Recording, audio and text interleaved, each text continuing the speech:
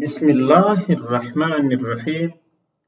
سورة البقرة لأول آية ترقوم آية. أعوذ بالله من الشيطان الرجيم. بسم الله فنامد الله الرحمن چلوی رحم کون کی الرحیم مهربان دی.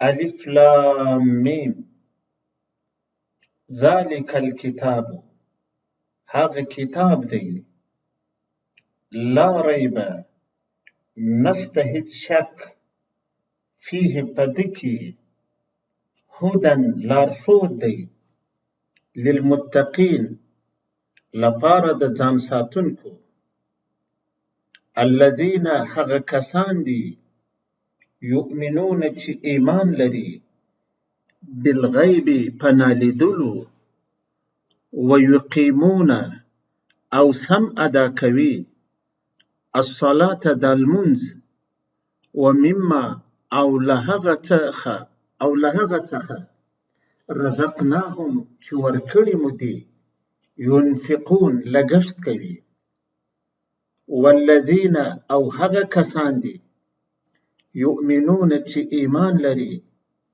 بما په هغه څه انزل چې نازل سوی الیک تا ته وما او هغه څه انزل چې نازل سوی من قبلک تر مخسته وبالآخرت او په آخرت هم همدا دوی یوقنون یقین کوي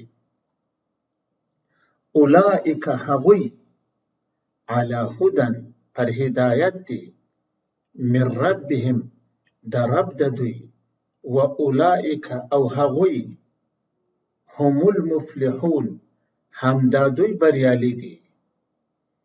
ان الذین یقینا هغه کسان کفروا چې کفر یې کړی سواء برابر ده علیهم پر دوی انذرتهم چې له عذاب خبر کړي دوی ام لم تنذرهم یا نکړي خبر دوی لا یؤمنون نه راوړي ایمان دوی.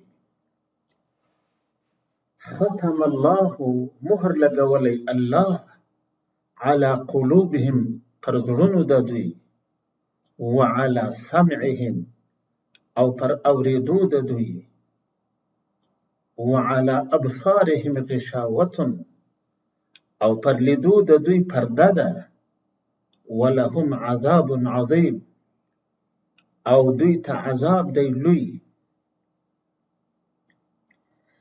یوازې د الله په نامه شروع کوم چې لوی رحم کوونکی خاص مهربان دی. دا د هر کمال والا کتاب په دې کې هیڅ شک نشته. د هغو خلکو لپاره لارښود دی چې له ناروا څخه ځانونه ساتي. دوی هغه خلک دي چې په نالیدلي حالت کې ایمان لري لمونځ سم کوي او له هغه مال څخه چې ما ورکړی نفقه یعنی مصرف کوي او هغه خلک دي چې هم په هغه کتاب ایمان لري چې تا ته نازل سوی او هم په هغو کتابونو ایمان لري چې ستا تر مخه نازل سوي ای آخري پیغمبره او په آخرت پوخ باور لري. دا خلک د خپل رب لخوا پر هدایت دي او همدا خلک بریالي دي. بېشکه هغه کسان چې له پوهې سره له اسلامه انکار کوي هغوی ته ستا د خوا له عذابه خبرول او نه خبرول بې توپیره دي. هغوی ایمان نه راوړي. الله د هغو پر زړونو او غوږونو مهر لګولی پر سترګو یې یو ډول پرده غوړېدلې ده او لوی عذاب یې په برخه دی. د سورة البقرې له پیله تر 20 نمبر آیته د کتاب الله په اړه بیان دی، د قرآن په اړه دا بیان دی او په مقابل کې خلک پر درو ډلو ویشل سوي.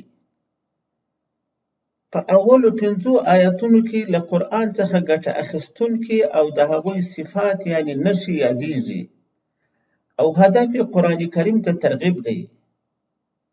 په ورپسې 6 او 7 نمبر آیاتونو کې هغه کسان یادیږي چې په زړه او خوله د قرآن دشمنان دي او د دې برخې مقصد پیغمبر صلی الله علیه وسلم ته تسلی ده چې د هغوی د بې ایمانۍ وجه ستا په دعوت کې کمزورتیا نه ده بلکې د دوی خپله ستونزه ده.